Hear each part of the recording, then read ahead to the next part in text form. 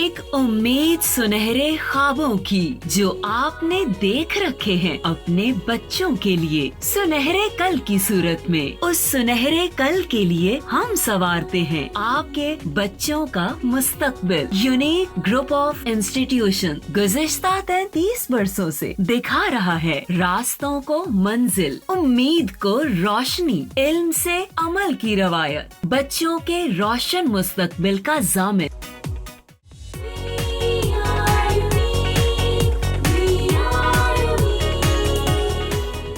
बिस्मिल्लाहिर्रहमानिर्रहीम। अस्सलाम वालेकुम स्टूडेंट्स, कैसे हैं आप लोग? होपफुली आप सब सेहतमंद होंगे। जी बेटा, in previous lecture number 13 we have studied disorders of kidney और किडनी डिसऑर्डर्स। किडनी डिसऑर्डर्स जो हैं उनके हमने दो किडनी डिसऑर्डर्स पढ़े। एक हमने पढ़ा किडनी स्टोन्स और दूसरा हमने पढ़ा किडनी फेलियर। किडनी स्टोन्स को जब हमने पढ़ा तो किडनी स्टोन के हमने कॉजेज़ पढ़ी, सिम्टम्स पढ़ी, फिर उनकी ट्रीटमेंट के हवाले से हमने पढ़ा। तो उसके बाद हमने किडनी ट्रांसप्लांट हमने स्टार्ट किया किडनी फेलियर को। और किडनी फेलियर जो है इसका हम तरीका इलाज पढ़ रहे थे। हमने कहा कि इसके दो तरीका इलाज हैं, इसको दो तरह से ट्रीट किया जा सकता है। किडनी फेलियर को kidney failure we can treat kidney failure in two ways. Number 1 पे हमने पढ़ा डायलिसिस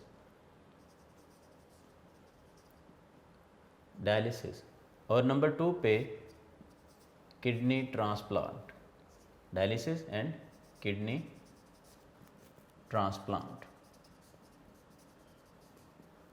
मैं फिर से रिपीट कर दूं सारी बात ताकि आपको जो है वो प्रीवियस लेक्चर का भी थोड़ा सा जो है व्यू मिल जाए और साथ ही साथ हम इस लेक्चर को भी जो है वो अच्छी तरह से प्रिपेयर कर सकें। प्रीवियस लेक्चर्स में ख़ास तौर पे हमने लेक्चर नंबर 13 में जो है वो डिसऑर्डर्स को हमने डिस्कस किया था। ठीक है, दो तरह के डिसऑर्डर्स होते हैं। ये सेकंड डिसऑर्डर था। किडनी डिसऑर्डर्स दो तरह के हो सकते हैं। फर्स्ट डिसऑर्डर था किडनी स्टोन्स। किडनी स्टोन्स, तो किडनी स्टोन्स जो हैं इसके हमने 3 तरीका इलाज पढ़े। मैं वर्बली आपको जो है वो रिपीट करवा देता हूँ। नंबर 1 पे हमने कहा कि वाटर जो है वो इटसेल्फ किडनी स्टोन्स के लिए जो है वो एक इलाज है। वाटर जो है वो अप टू 90% तक जो है वो किडनी स्टोन्स को रिमूव कर देता है फ्रॉम आवर बॉडी। उसके बाद हमने सेकंड मेथड जो पढ़ा वो था surgical method. Surgical method kidney stones के लिए। और थर्ड मेथड हमने पढ़ा लिथोट्रिप्सी। 3 मेथड्स कौन कौन से? नंबर 1 पे वाटर जो है, drinking plenty of water. Number 2 पे सर्जिकल मेथड और नंबर 3 पे लिथोट्रिप्सी या जिसको हम वेव मेथड या रेडिएशन मेथड बोलते हैं। तो ये 3 हमने जो है वो 3 तरीका इलाज पढ़े किडनी स्टोन्स के लिए। उसके बाद सेकंड जो डिसऑर्डर है kidney disorder, that is kidney failure. तो हमने कहा किडनी फेलियर जो है ये पार्शियल या कंप्लीट जो है वो लॉस ऑफ फंक्शनिंग है। किडनी फंक्शनिंग अगर डिस्टर्ब होती है, वो पार्शियली हो या कंप्लीटली जो है वो किडनी फंक्शनिंग ब्लॉक होती है, तो इसको हम बोलते हैं किडनी फेलियर। किडनी फेलियर के लिए 2 तरीका इलाज जो है वो आपकी बुक में मेंशन है। नंबर 1 पे डायलिसिस, जिसको हम ऑलरेडी पढ़ चुके हैं, और नंबर 2 पे है किडनी ट्रांसप्लांट। डायलिसिस को अगेन मैं रिव्यू दे रहा हूँ। डायलिसिस जो है हमने कहा कि डायलिसिस असल में आर्टिफिशियल क्लीनिंग ऑफ ब्लड है या cleaning of blood bye artificial means. It is cleaning of blood, cleaning of blood bye artificial means. और फिर डायलिसिस को हमने फर्दर 2 कैटेगरीज में डिवाइड किया। नंबर 1 पे हमने कहा it may be peritoneal dialysis, और नंबर 2 पे हमने बोला कि it may be haemodialysis. It may be peritoneal dialysis, it may be hemodialysis. So अब तक हम जो है ये सारी चीज़ें डिस्कस कर चुके हैं, किडनी स्टोन्स और इसको ट्रीट करने के तरीके। उसके बाद किडनी फेलियर को ट्रीट करने के लिए 2 मेथड्स, डायलिसिस की फर्दर 2 कैटेगरीज है, पेरिटोनियल डायलिसिस और हीमोडायलिसिस, और इसी तरह से नेक्स्ट है हमारे पास किडनी ट्रांसप्लांट। आज का हमारा टॉपिक जो है वो है किडनी ट्रांसप्लांट। असल में लेक्चर जो है, लेक्चर नंबर 14 आपका, यानी कि आज का लेक्चर जो है, इसको हमने 2 पार्ट्स में डिवाइड करना है। फर्स्ट पार्ट आपका है किडनी ट्रांसप्लांट। आपको याद होगा कि हमारा एक छोटा सा टॉपिक जो है वो अभी किडनी फेलियर के ऊपर आपकी बुक में जो मेंशन हुआ है सेम पेज पे, तो वो टॉपिक अभी हमारा रहता है, that is contribution a role of Muslim scientist towards kidney disease. Kidney disorders जो हैं इन पे मुस्लिम साइंटिस्ट का क्या काम है, उसको हमने डिस्कस करना है। तो वो हमारा सेकंड पार्ट होगा फ्यू मिनट्स का। तो फर्स्ट पार्ट है हमारे पास किडनी ट्रांसप्लांट। किडनी ट्रांसप्लांट जो है ये क्या चीज़ है असल में? किडनी ट्रांसप्लांट को हम फर्स्टली इसको डिफ़ाइन करते हैं, उसके बाद हम इसके की पॉइंट्स जो हैं उनकी तरफ चलेंगे। आज के किडनी ट्रांसप्लांट का जो हमारा टॉपिक है, इसके की पॉइंट्स बनेंगे बेटा। नंबर 1 पे तो हम इंट्रोडक्शन करेंगे इसका,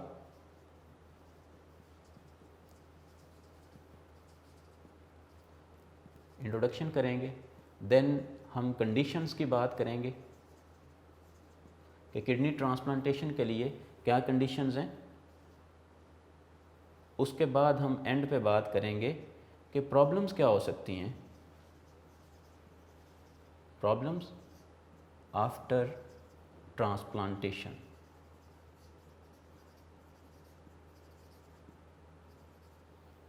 तो सबसे पहले इंट्रोडक्शन, देन कंडीशंस और देन प्रॉब्लम्स। जी, 1 बाय 1 हम इनको डिस्कस करते हैं। सबसे पहले हम चलते हैं towards introduction.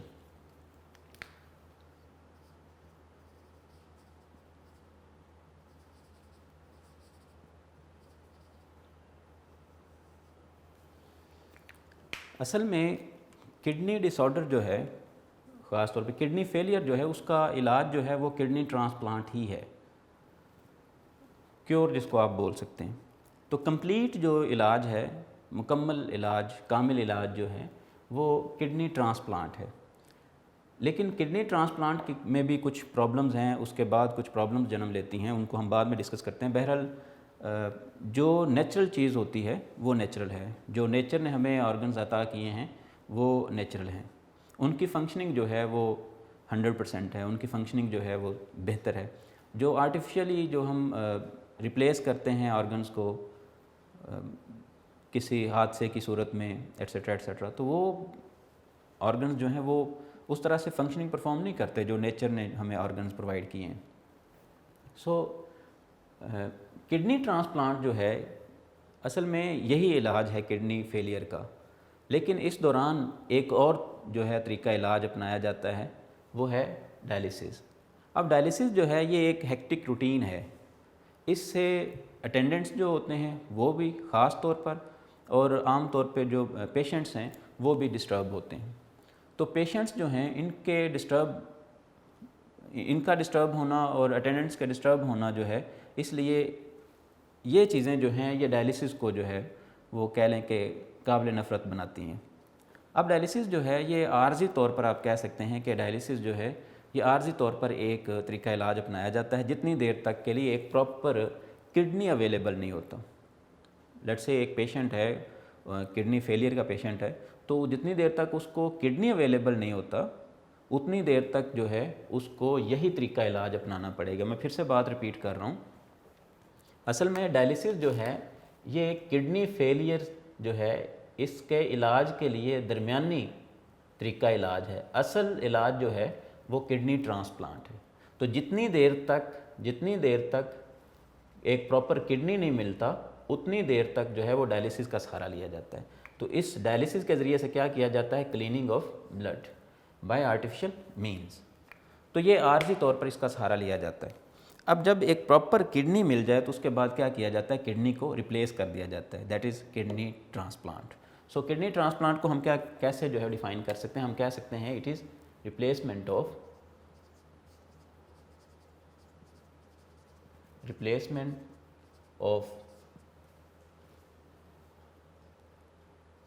a defected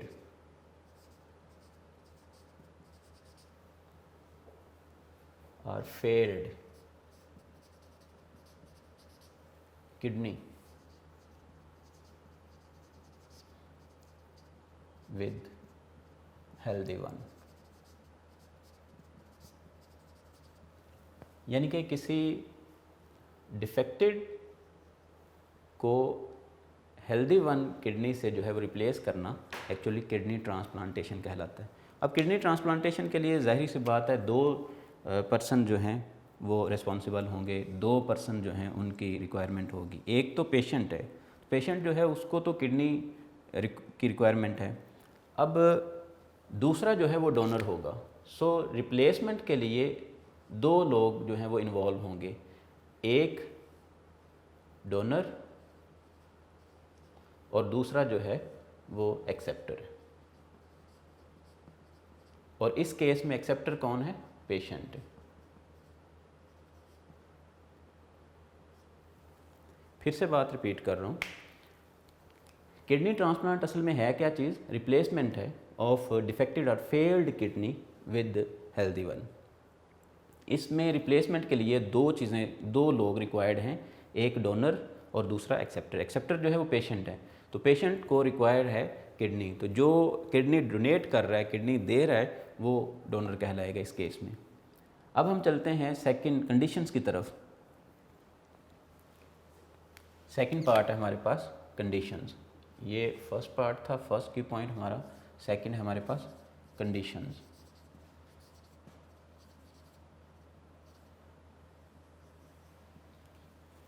conditions, कौन कौन सी कंडीशंस, किन कंडीशंस के तहत जो है किडनी ट्रांसप्लांट जो है किया जा सकता है?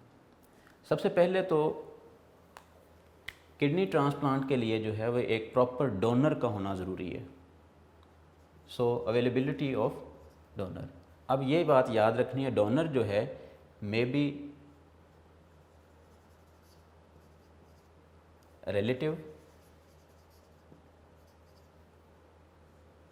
और any other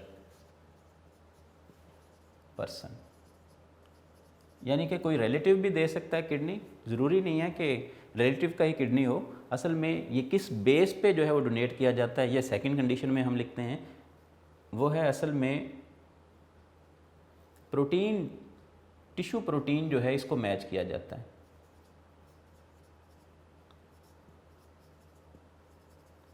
tissue protein matching, ये सेकंड कंडीशन है। अगर टिश्यू प्रोटीन मैच करती है दोनों, यानी कि पेशेंट की और डोनर की, तो फिर किडनी ट्रांसप्लांट जो है ये पॉसिबल है, अदरवाइज़ किडनी ट्रांसप्लांट जो है वो पॉसिबल नहीं है। इसी तरह से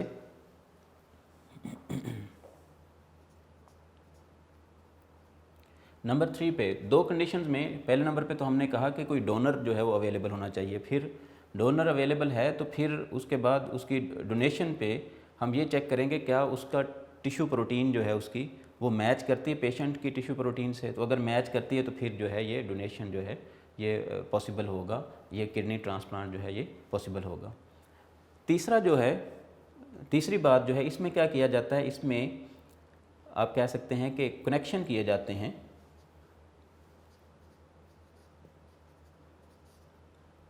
connecting of renal arteries and veins and other ducts। यानी कि एक किडनी जो है, लेट से मैं यहाँ पे एक स्ट्रक्चर ड्रॉ कर रहा हूँ अगेन किडनी का। लेट से ये डोनेटेड किडनी है, तो डोनेटेड किडनी जो है हमें पता है कि किडनी जो है इसमें आर्टरीज़ जो हैं लेफ़्ट किडनी में, इसी तरह से राइट किडनी में जो है वो आर्टरी जो हैं, रीनल आर्टरीज़ जिनको हम बोलते हैं, ये एंटर हो रही हैं इस तरह से। लेट से ये आर्टरी एंटर हो रही।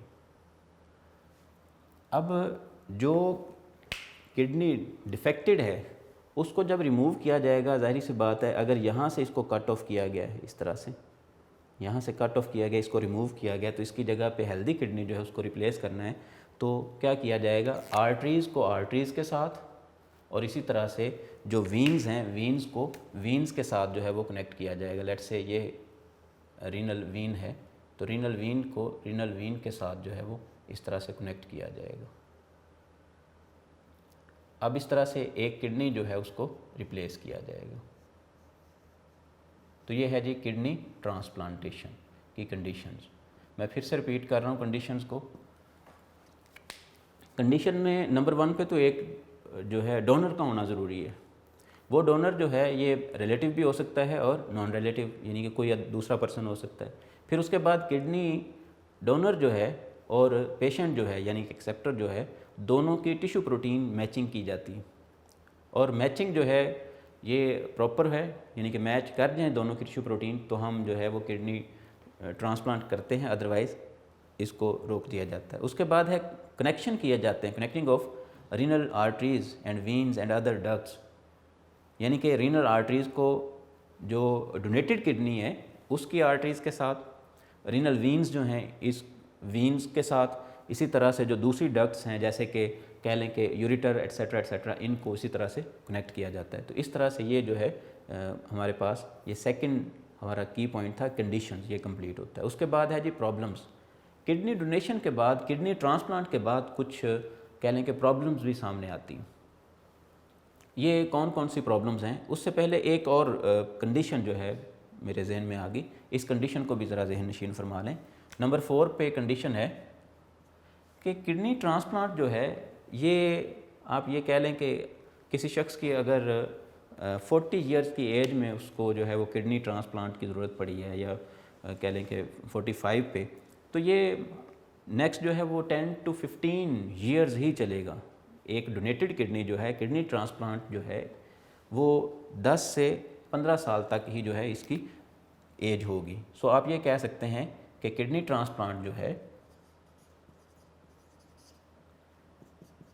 Kidney transplant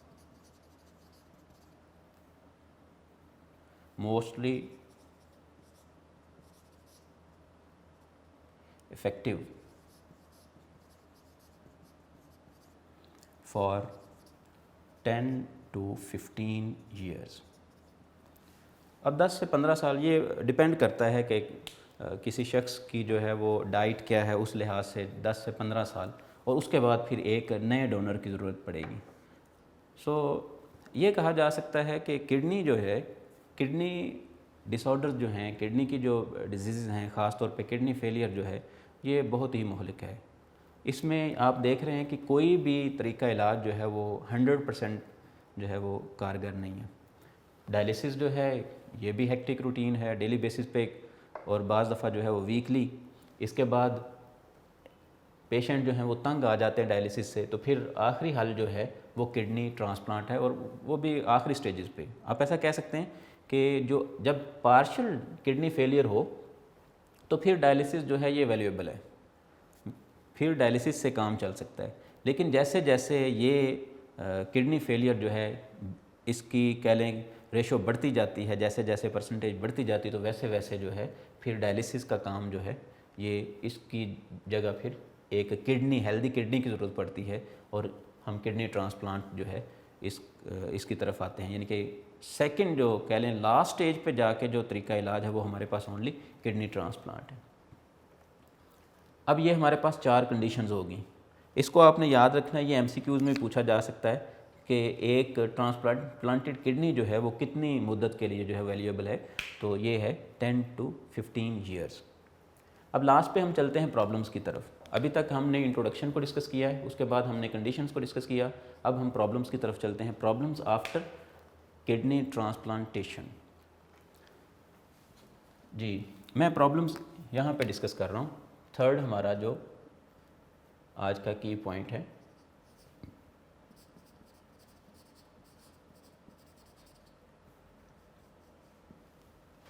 problems.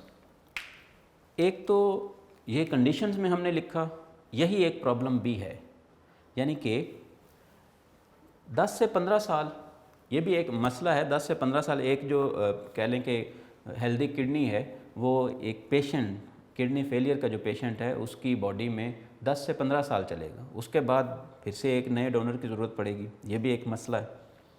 इसके अलावा ये कुछ और मसाइल जन्म लेते हैं, जैसे कि हाइपरटेंशन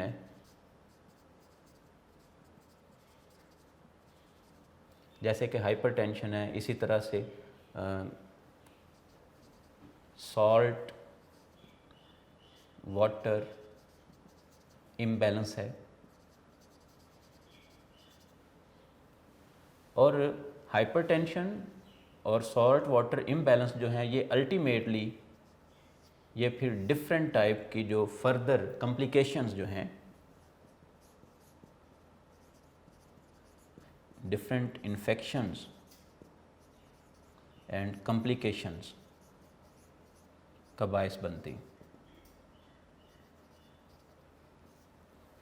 जी, तो प्रॉब्लम्स में ख़ास तौर पे हाइपरटेंशन, सॉल्ट वाटर इम्बैलेंस, और फिर यही सॉल्ट वाटर इम्बैलेंस जो है ये फर्दर जो है वो कई तरह की कह लें कि इन्फेक्शंस का और कॉम्प्लिकेशंस का बायस बनता है। अब जो एक नॉर्मल कह लें कि ह्यूमन बीइंग है, एक नॉर्मल पर्सन है, उसको जो नेचर ने अता किए हैं किडनीज़, उनका तो क्या ही कहना। जब एक कह लें कि आउटर बॉडी से किडनी ट्रांसप्लांट किया जाता है, वो जितना भी हेल्दी है वो 10 to 15 ईयर्स ही काम कर पाएगा। इसकी एक बुनियादी वजह यह भी है, ये मसाइल क्यों जन्म लेते हैं, इम्बैलेंस क्यों हो जाता है, वाटर सॉल्ट जो है ये इम्बैलेंस क्यों हो जाता है। उसकी रीज़न ये है कि बॉडी साइज़, फिर बॉडी एक्टिविटीज़, फिर इसी तरह से डाइट है, फिर एज है। तो इन फैक्टर्स के डिफरेंट होने की वजह से, इन फैक्टर्स के चेंज होने की वजह से फिर किडनी की जो ट्रांसप्लांटेड किडनी जो है उसकी एज जो है वो चेंज होती है 10 to 15 ईयर्स। इसके अलावा ये मसाइल जन्म लेते हैं, हाइपरटेंशन, सॉल्ट वाटर इम्बैलेंस, जो कि फ़र्दर जो है कई तरह के मसाइल को जो है जन्म देते हैं। जी, ये हो गया हमारा फर्स्ट पार्ट, यानी कि आज के लेक्चर जो है लेक्चर नंबर 14 का एक पार्ट हमारे पास ये था, फर्स्ट पार्ट, मैं इसको ए कह देता हूँ। अब हम बी पार्ट की तरफ चलेंगे। सो लेक्चर नंबर 14 जो है ये ए एंड बी पार्ट है। तो हमने ए को अप टिल नाउ जो है वो डिस्कस कर लिया, हम बी को अब डिस्कस करने जा रहे हैं। फ्यू मिनट्स का है, इसको भी ज़रा जल्दी से डिस्कस करते हैं। जी बेटा, हमने फर्स्ट लेक्चर नंबर 14 का जो फर्स्ट पार्ट है उसमें हमने डिस्कस किया है किडनी ट्रांसप्लांट को, जो कि हमारा किडनी डिसऑर्डर से रिलेटेड एक छोटा सा टॉपिक रहता था। तो लेक्चर नंबर 14 का जो बी पार्ट है उसमें हम डिस्कस करने जा रहे हैं, बी पार्ट में contribution of Muslim scientist about kidney disorders. Kidney related disease जो हैं उनके इलाज के लिए, किडनी रिलेटेड डिसऑर्डर्स जो हैं उनके इलाज के लिए मुस्लिम साइंटिस्ट जो है उन्होंने क्या रोल प्ले किया, हम इसको डिस्कस करने जा रहे हैं इन फ्यू मिनट्स। जी, कंट्रीब्यूशन के हवाले से आपकी बुक में उन्होंने दो साइंटिस्ट दिए हैं, एक अल-फ़ाराबी हैं और दूसरे हैं अज़-ज़हरावी। ये दो मुस्लिम साइंटिस्ट उन्होंने डिस्कस किए हैं। जी, हम वन बाय वन इनको डिस्कस करते हैं। सबसे पहले हम बात करते हैं अल-फ़ाराबी की।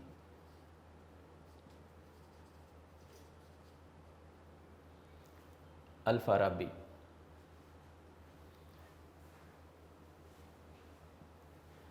आपका पूरा नाम अबू नसर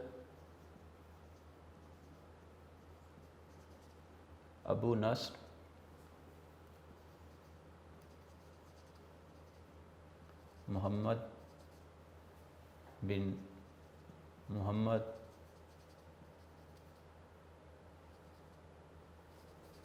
अल-फ़ाराबी है।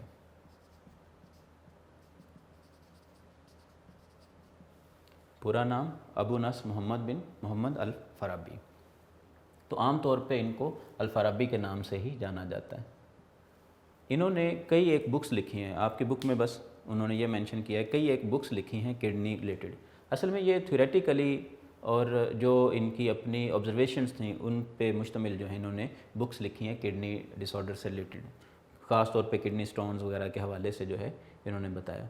इसके अलावा अल-फ़ाराबी जो हैं इन्होंने ये म्यूज़िशियन भी थे, फ़िलासफ़र थे, और कुछ लोगों के नज़दीक जो है मुस्लिम दुनिया में अरिस्टोटल की जगह पे अल-फ़ाराबी हैं। यानी कि आप ऐसा कह सकते हैं मुस्लिम दुनिया में मुस्लिम दुनिया के जो फ़िलासफ़ी के लिहाज से, फ़लसफ़े के लिहाज से जो अरस्तू के मुकाबले में है, अरिस्टोटल के मुकाबले में है, तो वो अल-फ़ाराबी हैं। सो इनको मुस्लिम दुनिया का अरिस्टोटल कहा जा सकता है फ़लसफ़ा के लिहाज से। इन्होंने कई एक बुक्स लिखी हैं।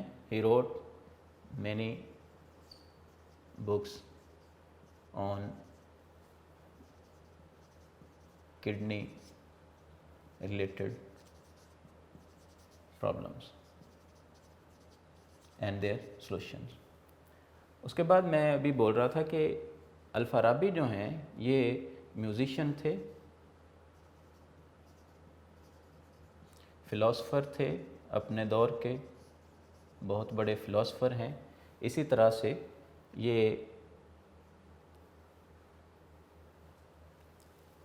एस्ट्रोलॉजर और मैथमेटिशियन थे।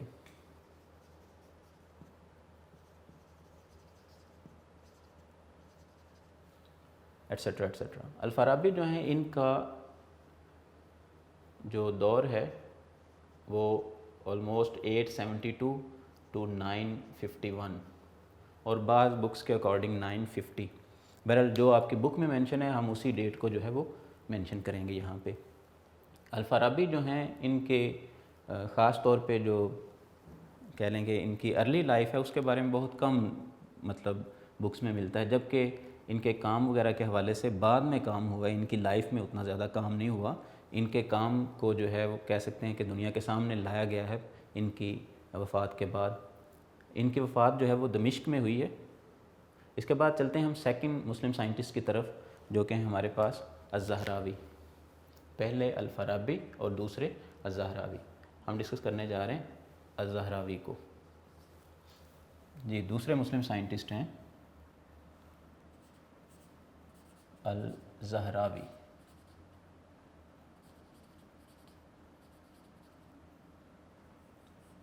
अल-ज़हरावी जो हैं इनका जो दौर है वो है 936 से 1013।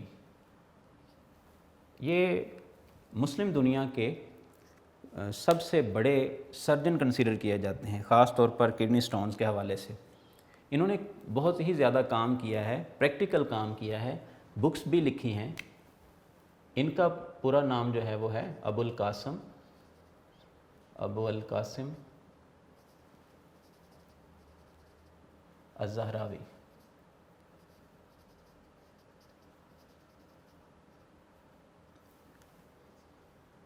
इनकी बुक्स के हवाले से अगर बात करें तो इन्होंने एक बुक लिखी है अत-तसरीफ़।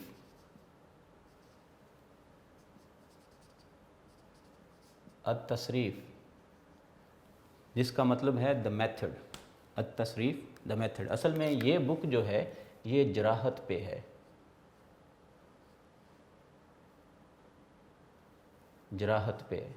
जराहत जिसको आम तौर पे हम बोलते हैं सर्जरी,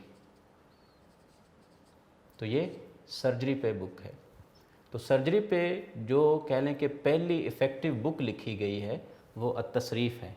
इन्होंने और भी अज़्ज़हरावी ने जो है अत-तसरीफ़ में मेंशन किया है करीबन 200 different instruments.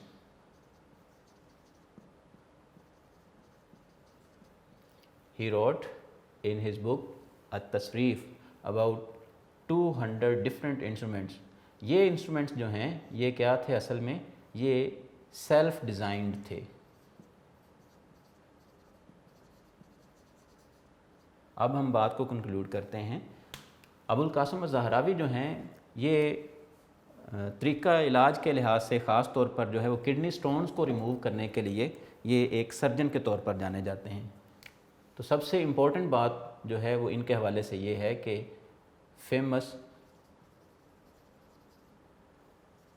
Surgeon of his times. तो अपने दौर के सबसे मशहूर जो हैं ग्रेटेस्ट सर्जन के तौर पर जो मशहूर हैं अबुल कासिम अज़्ज़हरावी। इनको यूरोप में जो है वो एल्बोकेसिस के नाम से जाना जाता है। एल्बोकेसिस।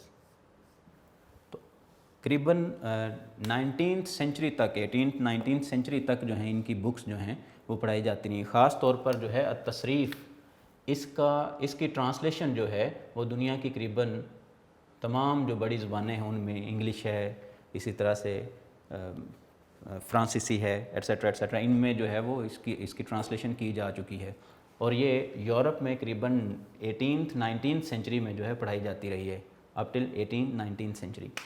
तो अबुल कासिम अज़हरावी जो हैं इन्होंने 200 डिफरेंट इंस्ट्रूमेंट्स जो हैं सेल्फ डिज़ाइंड वो इंट्रोड्यूस करवाए अपनी बुक में, बाकायदा इनके खाके बनाए, इनकी डायग्राम्स बनाई और इनका जो है वो इस्तेमाल उसको वाज़े किया। तो इन्होंने अपनी जो तसरीफ़ की बुक है, इनके हवाला जात आज भी जो बड़े बड़े डॉक्टर्स हैं, ये जो स्कॉलर्स हैं ख़ास तौर पर मेडिकल के और सर्जरी के, तो ये लोग जो हैं वो आज भी एक रेफरेंस बुक के तौर पर जो है वो तसरीफ़ को सामने रखते हैं, आज भी उससे जो है वो अफादा हासिल करते हैं।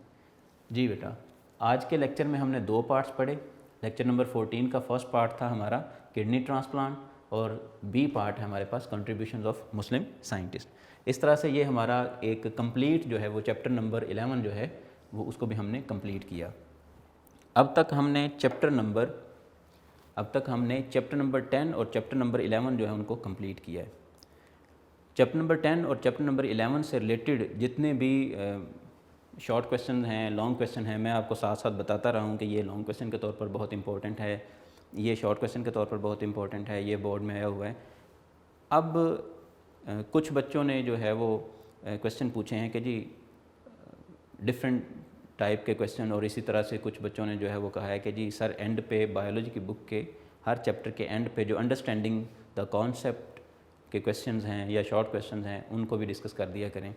तो इंशाअल्लाह अज़ीज़ हम नेक्स्ट लेक्चर में जो है लेक्चर नंबर 15 में इन चीज़ों को डिस्कस करने जा रहे हैं, जो कुछ बच्चों ने क्वेश्चंस पूछे हैं और इसी तरह से कुछ जो हैं वो मैंने ऐड किए हैं कि ये जो पॉसिबल क्वेश्चन हैं जो बच्चों के जहन में आ सकते हैं, वो सारे क्वेश्चन जो हैं इनको हम लेक्चर नंबर 15 में इंशाअल्लाह अज़ीज़ कवर करने जा रहे हैं।